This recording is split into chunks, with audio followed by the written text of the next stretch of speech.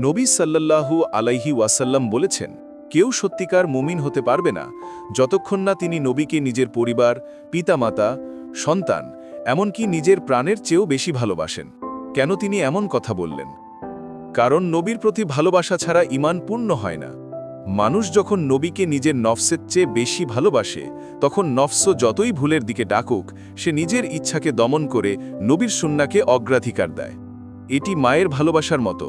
মা ক্ষুধার্ত হলেও সন্তান যদি খাবার চায়, মা নিজের ক্ষুধা ভুলে তাকে আগে খাওয়ান। তেমনি নবীর প্রতি যার সত্যিকারের ভালোবাসা আছে, সে নিজের চাওয়ার আগে নবীর পথকে বেছে নেয়।